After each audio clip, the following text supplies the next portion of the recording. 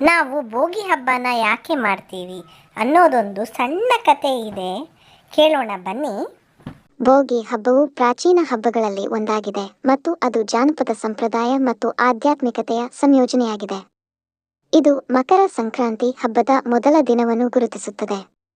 ಭೋಗಿ ಹಬ್ಬವನ್ನು ಮುಖ್ಯವಾಗಿ ಹಳೆಯದನ್ನು ಬಿಟ್ಟು ಹೊಸದನ್ನು ಸ್ವಾಗತಿಸುವ ದಿನವೆಂದು ನೋಡುತ್ತಾರೆ. ಒಂದು ಕಾಲದಲ್ಲಿ ಭೋಗಿ ಹಬ್ಬದ ಕತೆ ಹೀಗಿದೆ.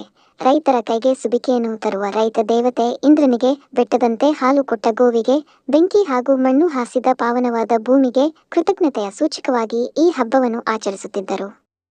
ಹಳೆಯ ವಸ್ತುಗಳನ್ನು, ಕೊಳೆತ ಆಯುಧಗಳನ್ನು ಭೋಗಿ ಮಂಟೆಯಲ್ಲಿ ಸುಡುವ ಮೂಲಕ ಹಳೆಯದನ್ನು ಬಿಟ್ಟು ಹೊಸದನ್ನು ಸ್ವಾಗತಿಸುವ ತತ್ವವನ್ನು ಮುಂದಿಟ್ಟುಕೊಳ್ಳುತ್ತಾರೆ.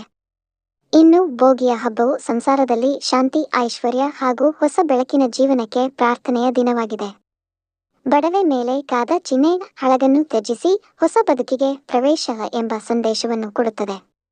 ಈ ಹಬ್ಬವನ್ನು ಸಂಭ್ರಮಿಸುವ ಮೂಲಕ ನಾವು ಹೊಸ ಶಕ್ತಿ ಮತ್ತು ಪ್ರೇರಣೆಯನ್ನು ಪಡೆಯಲು ಮುಂದಾಗುತ್ತೇವೆ. ನಿಮಗೆ ನಮ್ಮ ಚಾನಲ್ ಇಷ್ಟವಾದಲ್ಲಿ ಲೈಕ್, ಶೇರ್, ಸಬ್ಸ್ಕ್ರೈಬ್ ಮಾಡಲು ಮರೆಯಬೇಡಿ. Thank you for watching.